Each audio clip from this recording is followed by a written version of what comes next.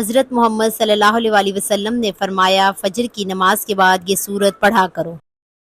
اللہ بہت خوش ہوتا ہے، نصیب میں خوشیاں ہی خوشیاں لکھ دیتا ہے۔ اس سورت میں عزت، دولت، صحت، کامیابی اور لمبی عمر سب کچھ ہے۔ بے شک محترم ناظرین، فجر کا وقت وہ روحانی لمحہ ہوتا ہے جو نہ صرف دن کی ابتدا کرتا ہے بلکہ انسان کی روح، دل اور قسمت کو نئی روشنی عطا کرتا ہے۔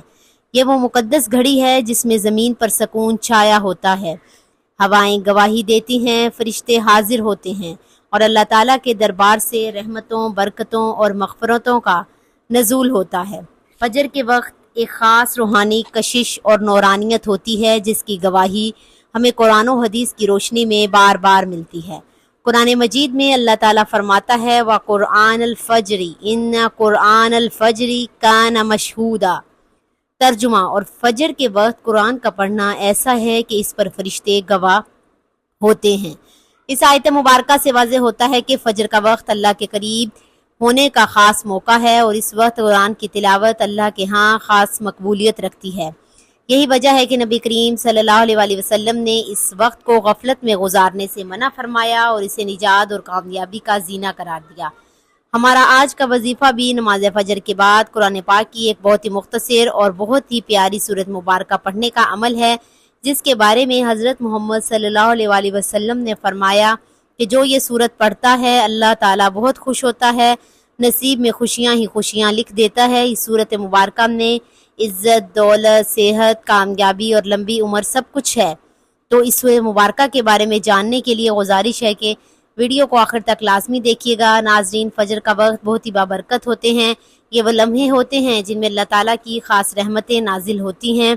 جب ایک بندہ نیند آرام کو چھوڑ کر اللہ کے سامنے جھکتا ہے تو آسمانوں سے رحمت کے دروازے کھل جاتے ہیں۔ فجر کی نماز صرف ایک عبادت نہیں بلکہ یہ بندے کی زندگی میں نئی روشنی، نئی امید اور ایک نئی برکت کا آغاز ہوتی ہے۔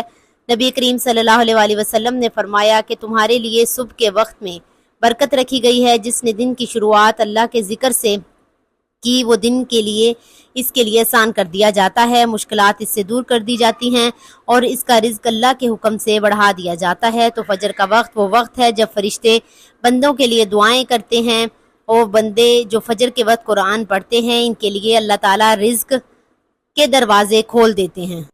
تو جس گھر میں فجر کے وقت قرآن کی تلاوت ہوتی ہے اس گھر سے نحوستیں، پریشانیاں، فکر و فاقہ، بے برکتی، بے سکونی، بیماری دل کا اندھیرا اور رزق کی تنگی سب کچھ اللہ تعالیٰ کے حکم سے دور ہو جاتا ہے۔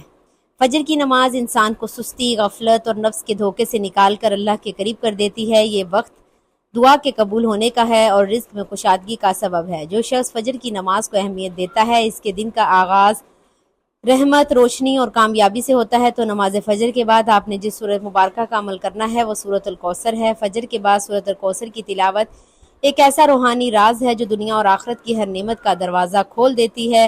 سورۃ الکوثر کا نزول ایسے وقت میں ہوا جب رسول صلی اللہ علیہ وسلم پر کفار طعن و تشنیع کر رہے تھے کہ آپ کے بیٹے نہیں ہیں اور آپ کا نام و نشان مٹ جائے گا۔ اس موقع پر اللہ تعالیٰ نے اپنے محبوب صلی اللہ علیہ وسلم کو تسلی دیتے ہوئے فرمایا انا اعطیناک الکوثر فصلی لربک وانحر ان شانئک هو الابتر۔ انا اعطیناک الکوثر، بے شک ہم نے آپ کو کوثر عطا کیا۔ یہ آیت نبی کریم صلی اللہ علیہ وسلم کے مقام و مرتبے کی بلند ترین گواہی ہے۔ الکوثر کا مطلب ہے خیر کثیر، جنت کی نہر، نبوت کی برکات، امت کی کثرت، دین اسلام کی وسعت۔ یہ سب مفاہیم اس بات کی دلیل ہیں کہ اللہ تعالیٰ نے نبی پاک صلی اللہ علیہ وسلم کو وہ عطا فرمایا جو کسی اور کو نہیں دیا۔ فصلی لربک وانحر، بس اپنے رب کے لیے نماز پڑھیں اور قربانی کریں۔ یہ آیت توحید و اخلاص کی تعلیم ہے اور اللہ تعالیٰ نے نبی کریم صلی اللہ علیہ وسلم کو حکم دیا کہ وہ ہر عبادت خالص اللہ کے لیے کرے۔ وانحر سے مراد قربانی ہے، یعنی عبادت اور نذرانے صرف اللہ کے لیے ہوں، نہ کسی اور کے نام پر۔ ان شانیہ کا هو الابتر، بے شک آپ کا دشمن ہی بے نسل ہے۔ یہ آیت ان کفار کی تردید ہے جو نبی کریم صلی اللہ علیہ وسلم کا مذاق اڑاتے تھے۔ ان کا کوئی بیٹا نہیں، ان کی نسل ختم ہو جائے گی۔ تو اللہ تعالیٰ نے جواب دیا کہ آپ کا دشمن ہی اصل میں ابتر ہے، یعنی جس کا نام مٹ جائے گا۔ آج ہم دیکھتے ہیں کہ نبی پاک صلی اللہ علیہ وسلم کا نام دنیا کے کونے کونے میں لیا جاتا ہے، جبکہ ابو جہل، عاص بن وائل جیسے دشمنوں کو صرف نفرت سے یاد کیا جاتا ہے۔ الکوثر کا مطلب ہے خیر کثیر، یعنی یہ سورت ایسی برکتوں سے بھری ہوئی ہے کہ جسے اللہ چاہے اس کے رزق میں عزت، مال و دولت، دین میں خیر عطا فرما دیتا ہے۔ یہ سب سے چھوٹی لیکن سب سے زیادہ جامع صورت ہے۔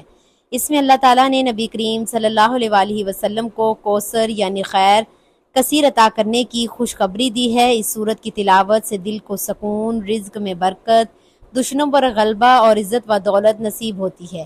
یہ صورت دشمنوں کی سازشوں سے نجات کا ذریعہ بنتی ہے۔ اس صورت کی برکت سے نسلوں کو روحانی، جسمانی اور دنیاوی فائدہ حاصل ہوتا ہے۔ یہ صورت فجر کے وقت تلاوت کرنے سے بندے کی تقدیر روشن ہو جاتی ہے۔ اس صورت کی تلاوت سے روزی میں برکت ہوتی ہے۔ خواہ کیسی بھی تنگی ہو، دل کو سکون ملتا ہے، بے چینی ختم ہو جاتی ہے، نافرمان اولاد فرما بردار ہو جاتی ہے، دشمن خود بخود راہ بدل لیتے ہیں، بدنامی عزت میں بدل جاتی ہے، جادو، بندش اور نظر بد کا توڑ بنتی ہے، لمبی عمر، اچھی صحت، پرسکون زندگی عطا ہوتی ہے، زندگی میں اچانک خیر کے دروازے کھلنا شروع ہو جاتے ہیں۔ حضرت امام حسن بصری رحمۃ اللہ علیہ فرماتے ہیں کہ ایک بزرگ روزانہ فجر کے بعد سورۃ الکوثر 70 بار پڑھتے تھے۔ ایک دن خواب میں دیکھا کہ ان پر نور برس رہا ہے اور فرشتے مبارکباد دے رہے ہیں۔ انہوں نے پوچھا یہ کیا معاملہ ہے؟ جواب ملا اللہ نے آپ کو دنیا اور آخرت دونوں کی کوثر عطا کر دی ہے۔ حضرت علی رضی اللہ تعالی عنہ نے فرمایا کہ قرآن پڑھو کیونکہ قرآن دلوں کو زندہ کرتا ہے، علم میں اضافہ کرتا ہے اور بندے کو گمراہی سے بچاتا ہے۔ تو فجر کا وقت اس لیے خاص ہے کہ اس میں بندہ اپنے رب کے بہت زیادہ قریب ہوتا ہے اور جو باتیں اس وقت مانگی جائیں وہ رد نہیں کی جاتی۔ فجر کے وقت تلاوت قرآن سے انسان کو سکون ملتا ہے، نیند کے نشے سے نکل کر روحانیت کے جام سے سیراب ہونے کا لطف جو ہے وہ بیان سے باہر ہے۔ تو ناظرین جو بندہ فجر کے وقت قرآن پڑھتا ہے اللہ تعالیٰ اس کو لمبی عمر، صحت عطا فرماتا ہے۔ اس کے لیے صحت میں برکت ہے، اس کی دعائیں قبول ہوتی ہیں اور اس کی نسلوں تک خیر کا سلسلہ جاری فرما دیتا ہے۔ آپ کبھی غور کریں جن لوگوں کی زندگیوں کامیاب، مطمئن اور بابرکت ہوتی ہیں، ان کی صبح قرآن سے منور ہوتی ہے۔ دنیا اور آخرت کی کامیابیاں اگر آپ بھی چاہتے ہیں تو فجر کی نماز کے بعد قرآن کی تلاوت کو اپنا معمول بنا لیں۔ رزق کے حوالے سے اگر کوئی بندہ پریشان ہے، چاہے وہ بے روزگار ہو، کاروبار میں رکاوٹ ہو، قرض میں ڈوبا ہوا ہو یا اس کے رزق میں برکت نہ ہو، تو وہ فجر کے وقت تھوڑی دیر کے لیے صرف قرآن کی تلاوت شروع کر دے، روزانہ کا معمول بنا لے، چند دنوں میں اس کی زندگی بدل جائے گی۔ انشاءاللہ اللہ آپ کو محسوس ہوگا کہ دل کا بوجھ کم ہو رہا ہے، ذہن کے اندھیرے چھٹ رہے ہیں، چہرے پر اطمینان آ رہے ہیں اور دن کے کام آسان ہوتے جا رہے ہیں۔ ایسے بندے کے لیے دنیا بھی آسان اور آخرت بھی روشن ہو جاتی ہے۔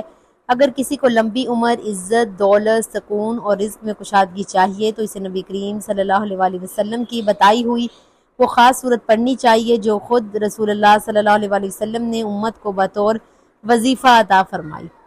تو ناظرین محترم، وقت کی نزاکت کو مد نظر رکھتے ہوئے چلتے ہیں آج کے عمل کی جانب اور آپ کو بتاتے ہیں کہ آپ نے سورۃ کوثر کو نماز فجر کے بعد کتنی تعداد اور کس ترتیب سے پڑھنا ہے۔ تو اس کے لیے سب سے پہلے آپ نے باوضو ہو کر نماز فجر ادا کرنی ہے اور نماز فجر ادا کرنے کے بعد اگر آپ چاہیں تو نماز پر بیٹھے بیٹھے ہی اس عمل کو کر سکتے ہیں۔ اگر آپ جائے نماز پر بیٹھ کر یا نہیں کر سکتے تو کچھ دیر بعد چلتے پھرتے جہاں جیسے آپ کو وقت مل جائے آپ نے اس عمل کو کر لینا ہے۔ ناظرین محترم، اس عمل کو کرنے کے لیے کچھ احتیاط ہے۔ آپ نے جھوٹ سے پرہیز کرنا ہے، غیبت نہیں کرنی، سچائی، عاجزی اور صفائی کا خیال رکھنا ہے، رزق کے حلال پر قائم رہنا ہے، سچے دل، خلوص نیت اور کامل عمل کے ساتھ اس کو کرنا ہے۔ خواتین خاص ایام میں صرف دل میں نیت کر کے سورۃ الکوثر سن سکتی ہیں۔ مکمل پاکی کے بعد وظیفہ شروع کریں تو فجر کی نماز کے بعد باوضو پاک جگہ پر بیٹھ جائیں۔ سب سے پہلے حضور پاک صلی اللہ علیہ وآلہ وسلم کی ذات اقدس پر درود پاک کا نذرانہ پیش کرنا ہے۔ درود پاک آپ کوئی سا بھی پڑھ سکتے ہیں، آپ صلی اللہ علیہ وآلہ وسلم پڑھ لیں،